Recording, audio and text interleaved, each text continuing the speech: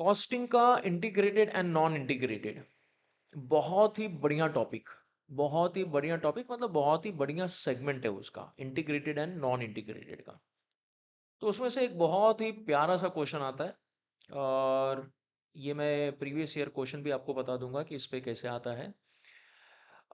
यहाँ पे कुछ मैंने टेक्निक निकाला हुआ है, ठीक है। कुछ बच्चों को ये टेक्निक काफ़ी पसंद आया था, ठीक है। तो मैंने यहाँ पे ये अप्लाई किया हुआ है और ये बहुत ही सिंपल सा टेक्निक है, बहुत ही सिंपल सा टेक्निक है।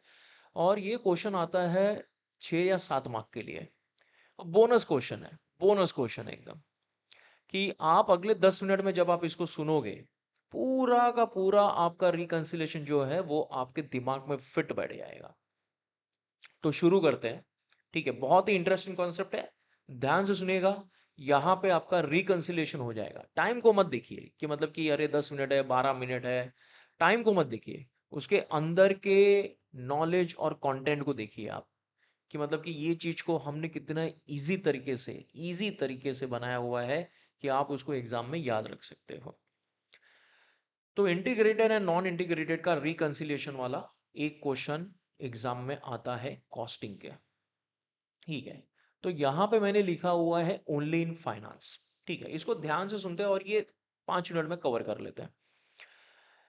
जैसे कि हमने कॉस्टिंग तो बहुत बाद में देखा होगा, पहले तो हमने देखा होगा अकाउंट्स, ठीक है। बहुत से लोगों ने 11th में अकाउंट्स देखा है, 12th में अकाउंट्स देखा है, ठीक है। फिर उसके बाद में जब आप ग्रेजुएशन में आते हो तो काफ़ी दिनों बाद या काफ़ी महीनों बाद आप एक सब्जेक्ट देखते हो कॉस्टिंग का, ठीक है।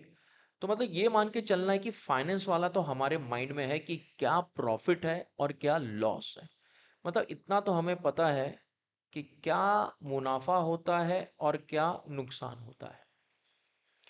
और फिर इसको मैं यहां पे प्रेजेंट करूंगा, ये आपको बनाना रहता है एग्जाम में। Yes, statement of reconciliation.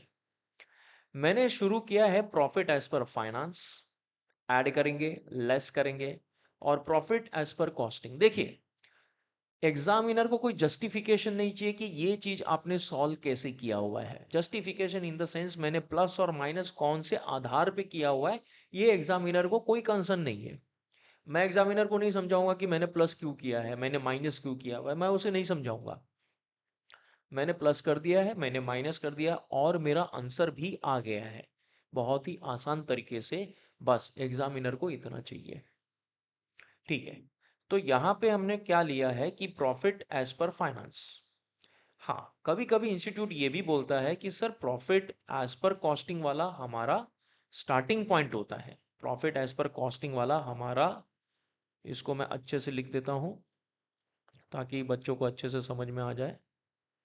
Profit as per costing, yes.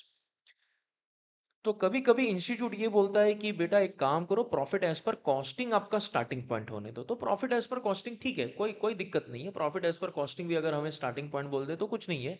जो हम चीजों को माइनस करते थे उसको प्लस कर देंगे, जो प्लस करते थे उसको माइनस कर देंगे। यही काम हमको यहाँ पे करना है। लेकिन मैंने शुरू किया है एज पर फाइनेंस से, एज पर फाइनेंस से। तो कुछ चीजें हमें याद रखनी है जिससे हमारा काम हो जाएगा। तो क्या है वो चीजें? तो पहला है आपका ओनली इन फाइनेंस मैंने लिया हुआ है। तो इसको थोड़ा सा हम प्रॉपर से लिख देते हैं, ठीक है। तो ये जो आइटम है ये सिर्फ और सिर्फ फाइनेंस में आएगा, सिर्फ और सिर्फ फाइनेंस में। जैसे इंटरेस्ट ऑन लोन, समझने वाली बात है कि कॉस्टिंग का इससे कोई लेना देना नहीं है, ठीक है। सिर्फ और सिर्फ फाइनेंस में आएगा। और यहां पे हम सोचेंगे कि क्या प्रॉफिट है और क्या लॉस है, ठीक है। बहुत ही सिंपल है। इंटरेस्ट ऑन लोन जो है ये हमारा लॉस है। सही बात है सर, हमने कर्जा लिया है और कर्जे पे हम ब्याज भर रहे हैं, तो ये तो हमारे लिए लॉस हो गया। इंटरेस्ट ऑन इन्वेस्टमेंट, सर हमने कहीं पे इन्वेस्टमेंट किया, ये तो हमारे लिए प्रॉफिट है, ठीक है। Profit on sale of fixed asset सामने सामने बोला गया, तो प्रॉफिट और लॉस आइडेंटिफाई करने की कोई भी दिक्कत नहीं आएगी। यहाँ पे प्रॉफिट दिया है, लॉस दिया है। कोई भी चीज supported by provision, reserves, written off या amortisation. Provision, reserves, written off या एमोर्टाइजेशन, ये होता है हमारे लिए लॉस। तो एग्जामिनर क्या पूछ सकता है? Provision for taxes, reserve for bad and doubtful debts, goodwill return off, या तो एमोर्टाइज्ड, ये होता है हमारे लिए लॉस। और ट्रांसफर फी जो है ये होता है प्रॉफिट, ये होता है प्रॉफिट। बहुत बढ़िया। तो कोई हमें ज्यादा यहाँ पे समझना नहीं पड़ा कि क्या फायदा है और क्या नुकसान है, बहुत ही सिंपल तरीके से ये समझ में आ गया। दूसरा, डेप्रिसिएशन। अब डेप्रिसिएशन किसी का अगर ज्यादा होता है, क्योंकि यहाँ पे दो टीम होने वाली है, एक टीम है हमारी कॉस्टिंग की और एक टीम है हमारी फाइनेंस की।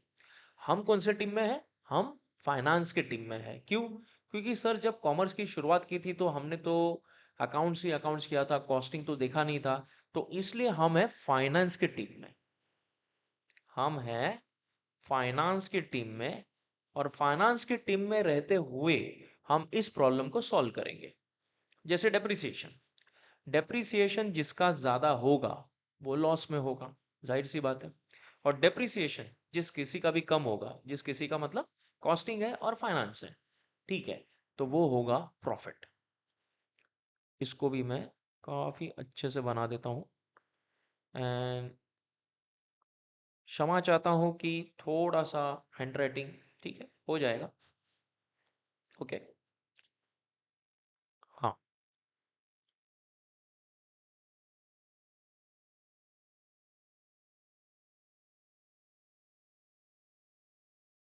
ये है हमारा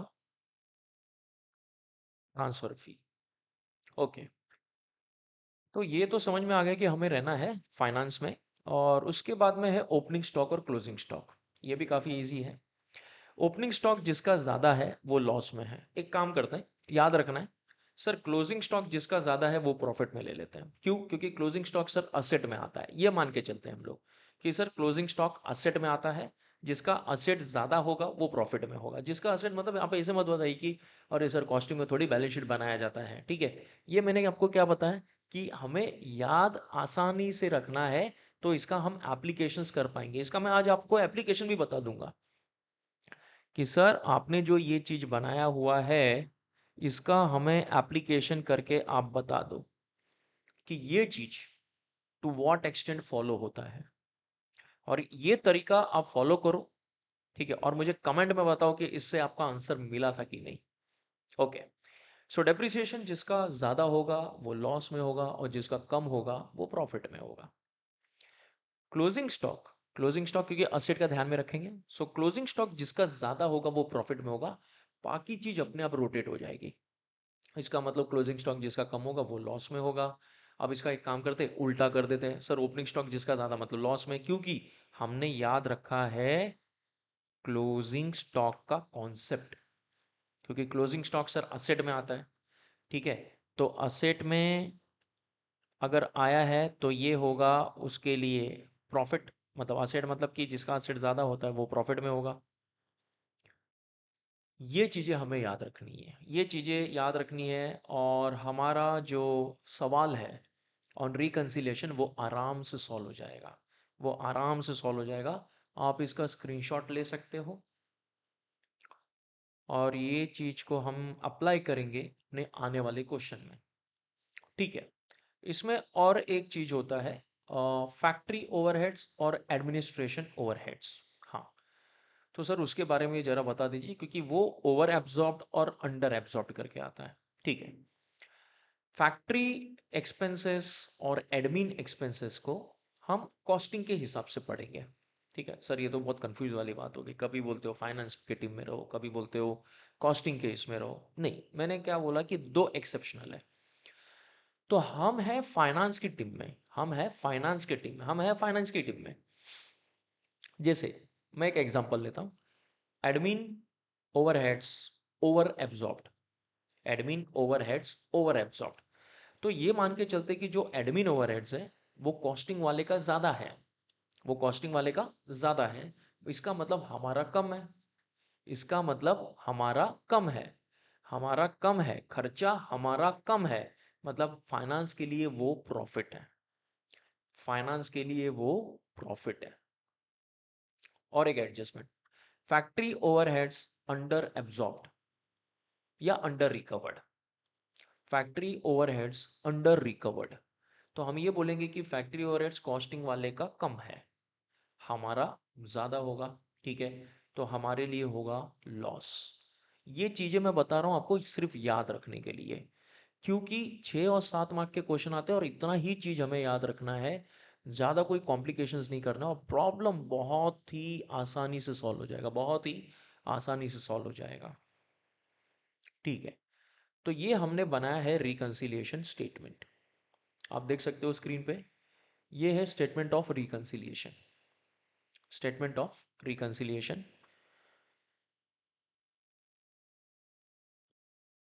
एज पर फाइनेंस है और एज पर कॉस्टिंग है।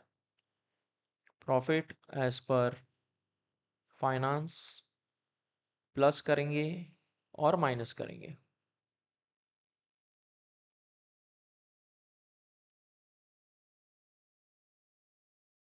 ओके, प्लस करेंगे और माइनस करेंगे। तो सर अभी ये बता दो कि हम क्या प्लस करेंगे और क्या माइनस करेंगे, ठीक है।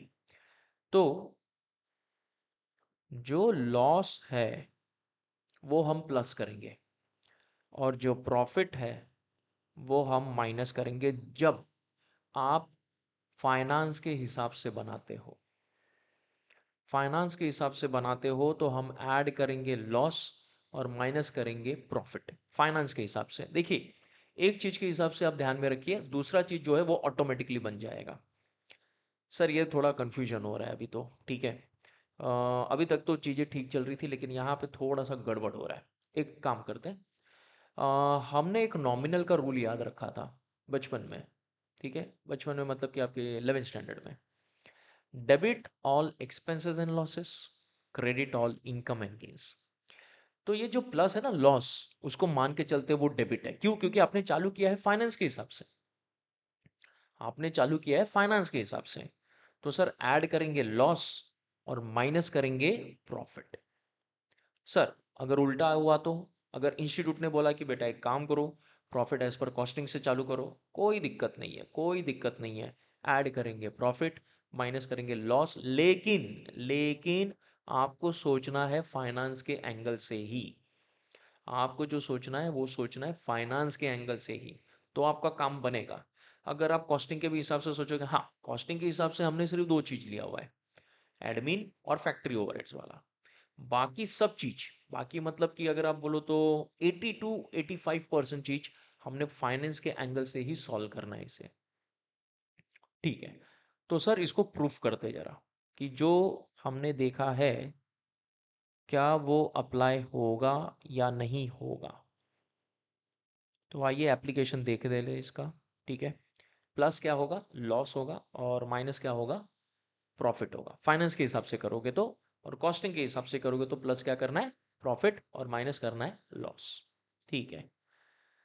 तो ये आ गया वो क्वेश्चन, ये है वो क्वेश्चन, और ये मैंने आपके प्रीवियस ईयर पेपर से ही लिया हुआ है, वरना स्टूडेंट को कोई दुविधा ना हो कि सर ऐसे क्वेश्चंस एग्जाम में आते हैं क्या, तो इसलिए मैंने एग्जाम्स का क्वेश्चन लिया है और उसको हम यहाँ पे अप्लाई करेंगे, ठीक है। तो क्वेश्चन हमारे स्क्रीन पे दिखाई दे रहा है। क्वेश्चन को शुरू कैसे करेंगे, क्वेश्चन को पहले यहाँ पे पढ़ लेंगे, यू आर रिक्वायर्ड टू, ठीक है। हमने क्या पढ़ा है, यू आर रिक्वायर्ड टू। जब कभी भी अगर आप कॉस्टिंग चालू करते हो सॉल्व करना during the time of exams, आपको पहले रिक्वायरमेंट पढ़ना है। अब रिक्वायरमेंट में उन्होंने बोला है कि रिकंसिलिएशन स्टेटमेंट बनाना है।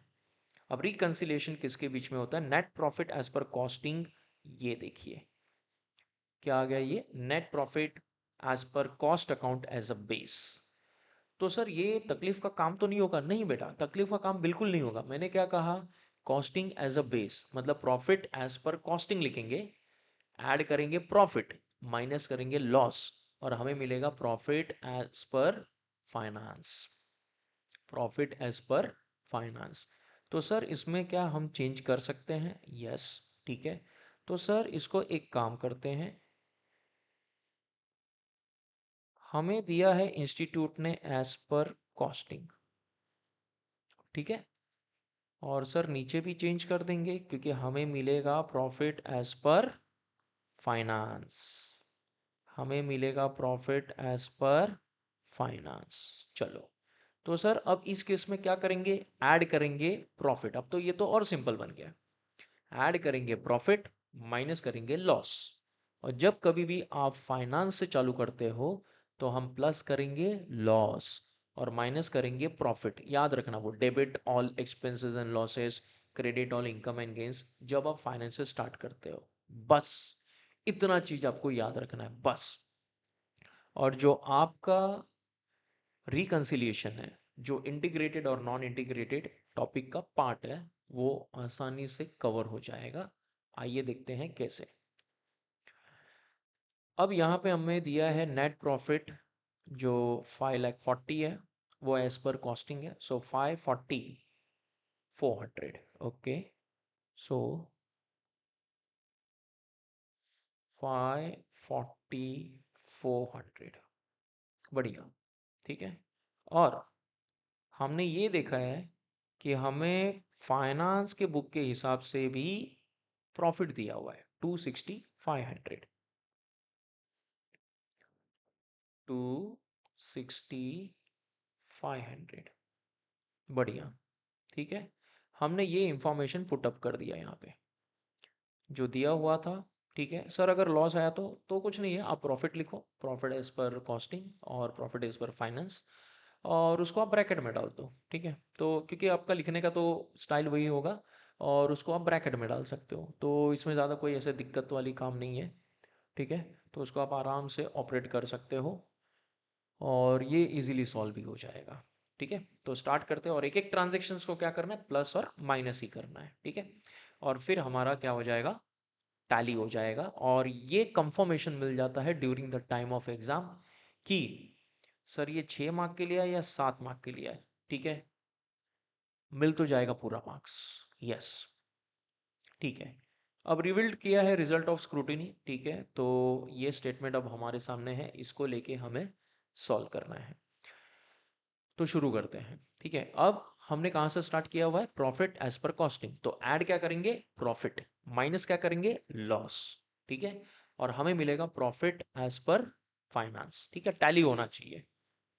सो फैक्ट्री ओवरहेड्स अंडर एब्जॉर्ब्ड, ये देखिए ये दो मैंने आपको एक्सेप्शनल बताया था जो हम फैक्ट्री के हिसाब से रीड करते हैं, फैक्ट्री के हिसाब से, ठीक है। और फाइनेंस के हिसाब से हम सोचते हैं कि हमारा क्या होगा।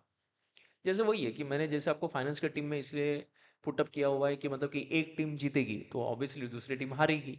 तो अगर एक टीम का प्रॉफिट है तो दूसरी टीम का लॉस हो जाएगा, ठीक है। तो फैक्ट्री ओवरहेड्स, फैक्ट्री और एडमिन जो है वो हम कॉस्टिंग के पॉइंट ऑफ व्यू से रीड करके फाइनेंस में एंट्री करेंगे। और प्रेजेंटेशन में क्या करना है कि जो चीज यहां पर लिखा हुआ है वही हमें एज इट इज वहां पे लिखना है, ठीक है। तो इसमें कोई मॉडिफिकेशन नहीं होगा कि सर स्टेटमेंट में हमें वहां पे लिखना क्या है। जो चीज यहाँ पे लिखा है वही चीज हमें वहां पे लिखना है, ठीक है बेटा, okay. Factory overheads under absorbed, sir इसका मतलब कॉस्टिंग का कम है, ठीक है, कॉस्टिंग का कम है।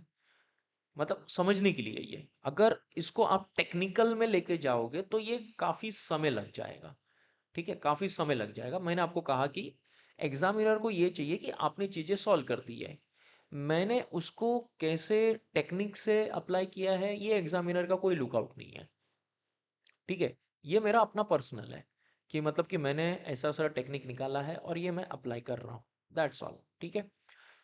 मतलब एग्जामिनर को बताने की जरूरत नहीं, ये आपने अपने आप को बताया हुआ है। सो फैक्ट्री ओवरहेड्स अंडर एब्सॉर्ब मतलब उसका कम, हमारा ज्यादा। हमारा मतलब हम फाइनेंस के टीम में हैं, हम फाइनेंस की टीम में हैं। तो हमें ऐड क्या करना है, हमें ऐड करना है प्रॉफिट और माइनस करना है लॉस। तो हमने ये देखा factory overheads, factory overheads under absorb मतलब कॉस्टिंग वाले का कम, हमारा मतलब हमारा फाइनेंस का ज़्यादा। तो हमारा होगा लॉस और चीज़ें वही लिखनी है, दैट इज फैक्ट्री ओवरहेड्स, ठीक है। पूरा लिखना है, मैं यहाँ पे थोड़ा सा टाइम सेव कर रहा हूँ।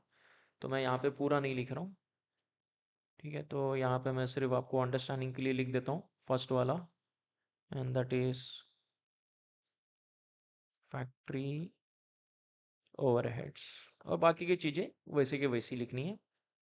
84,800, 84,800, बहुत बढ़िया, ठीक है। दूसरा, एडमिन ओवरहेड्स ओवर एब्सॉर्ब्ड, मतलब कॉस्टिंग वाले का ज़्यादा, हमारा कम मतलब हमारा प्रॉफिट। तो एडमिन ओवरहेड्स, तो बच्चों यहाँ पे सिर्फ अंडरस्टैंडिंग के लिए मैं लिख रहा हूँ, बाकी एग्जाम में आपको पूरा सेंटेंस लिखना है, ठीक है। 24,000, 24,000, हाँ ये हो गया फैक्ट्री ओवरहेड्स और एडमिन ओवरहेड्स का पार्ट, ठीक है, बहुत ही सिंपल तरीके से। आगे, interest paid on bank borrowings, ठीक है, interest paid on bank borrowings काफ़ी इजी हो गया ये टेक्निक से। सर ये तो हमारे लिए नुकसान है, ठीक है। जब आप प्रैक्टिस करते हो तो आप समझने के लिए यहाँ पे प्रॉफिट, ठीक है, छोटा सा, और यहाँ पे लॉस पुटअप कर सकते हो जब आपने कॉस्टिंग से स्टार्ट किया है तो, ठीक है, वरना उल्टा हो जाएगा। ओके, उल्टा हो जाएगा मतलब अगर आपने फाइनेंस से चालू किया है तो ऐड क्या हो जाएगा आपका प्रॉफिट, सॉरी ऐड हो जाएगा आपका लॉस और माइनस हो जाएगा प्रॉफिट। तो जैसे जैसे जब आप इसको प्रैक्टिस में आप डाल रहे हो, ठीक है, और चीज़ें अच्छे से डोमिनेट हो गई है और चीज़ें अच्छे से आपको पूरी समझ में आ गई है, तो आप ये ऊपर वाला प्रॉफिट और लॉस निकाल सकते हो क्योंकि अभी आपने चीज़ों को पूरा डोमिनेट कर लिया हुआ है, ठीक है। Okay, so interest paid on bank borrowing, तो ये हुआ है हमारा लॉस।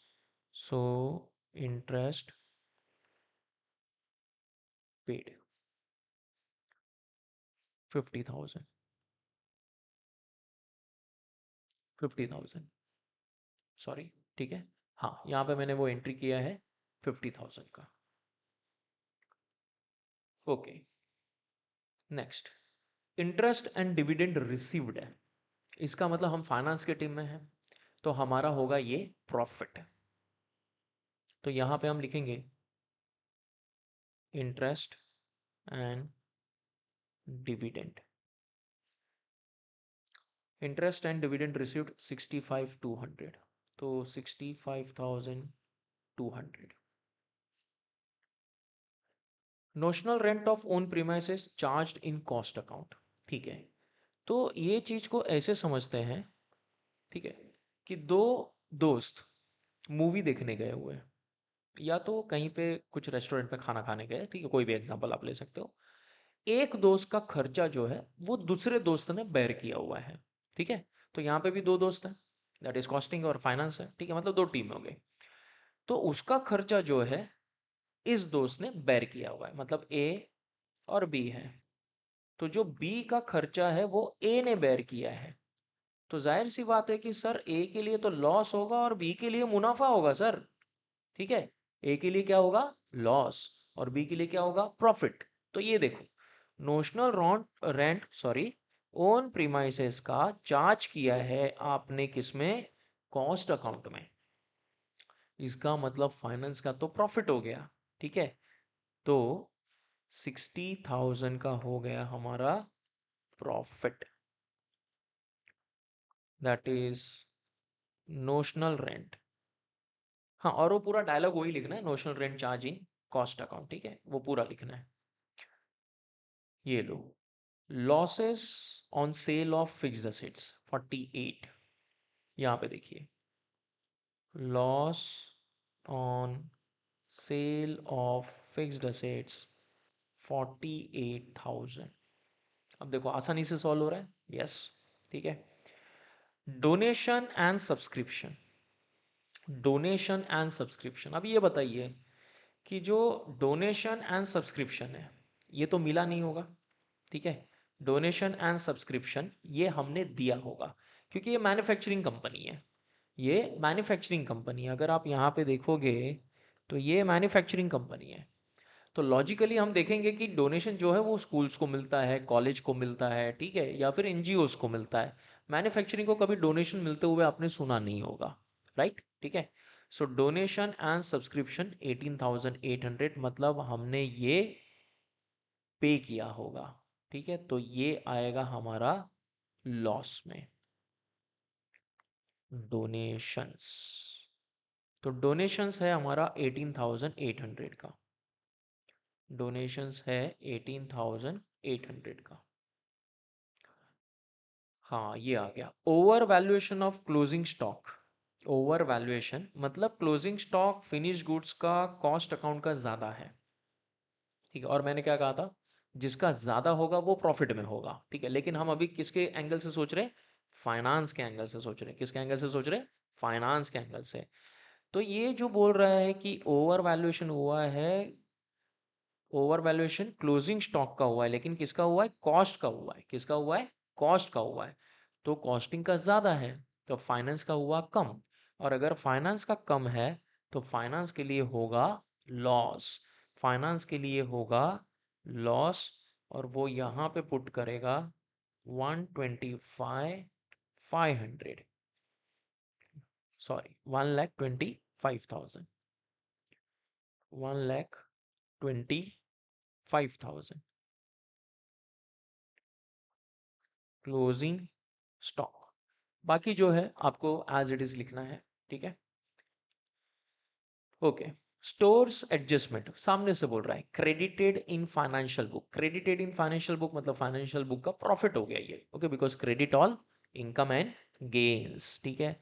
तो स्टोर एडजस्टमेंट 7,500, 7,500, और ये आया आपका स्टोर एडजस्टमेंट का, यस, स्टोर एडजस्टमेंट का आ गया 7,500। और ये प्रॉफिट है, क्यों सर, क्योंकि यहाँ पे खुद बोल रहा है क्रेडिटेड इन फाइनेंशियल बुक मतलब credit all income and gains. बस बचपन वाला ही कॉन्सेप्ट यूज कर रहे हैं, कोई नया कॉन्सेप्ट रॉकेट साइंस हम यूज नहीं कर रहे हैं, सिंपल। डेप्रिसिएशन ओवरचार्ज्ड इन कॉस्ट, इसका मतलब है कि फाइनेंस में कम होगा, और फाइनेंस में अगर डेप्रिसिएशन कम है तो फाइनेंस के लिए हो गया प्रॉफिट। तो 40,000 का फाइनेंस में हो गया profit. Depreciation, depreciation,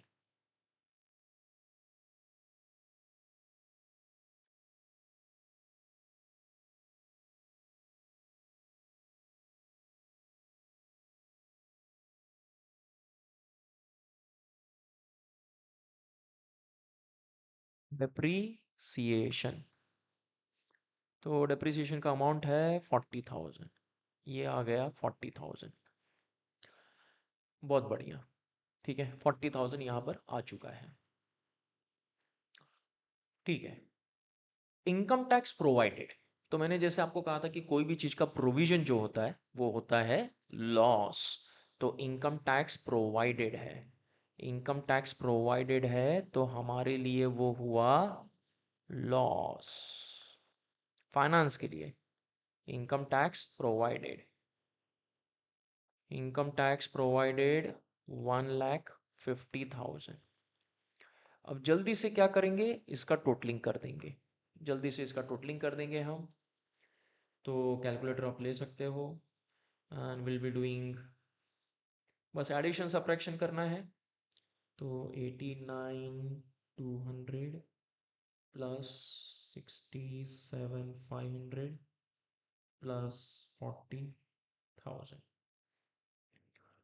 196,700।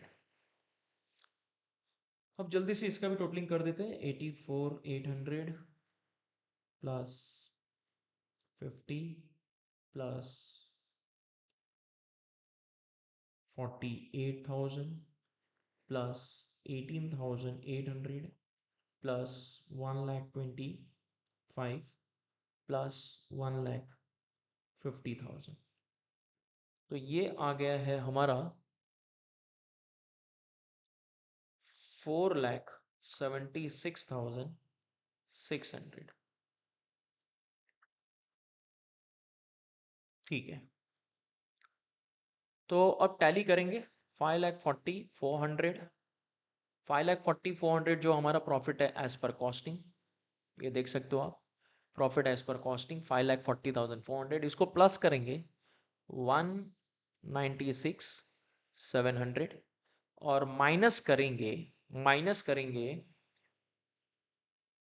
4,76,600। Yes, fantastic. 2,60,500 आ गया है आपके कैलकुलेटर पे and the problem is done fantastically. Problem हो गया यहाँ पे आपका। तो यहाँ पे आज के सेशन में मैंने आपको कुछ चीज़ें याद रखने बताई, जिससे आपका इंटीग्रेटेड नॉन इंटीग्रेटेड में से एक पार्ट जो रिकंसिलिएशन होता है, वो बेस्ट आपके समझ में आ जाएगा। होप आपको वीडियो पसंद आया होगा। लाइक कीजिए, शेयर कीजिए एंड सब्सक्राइब कीजिए, तो मैं ऐसे ही नए नए कॉन्सेप्ट्स लेके आते रहूँगा। Till then take care, bye bye.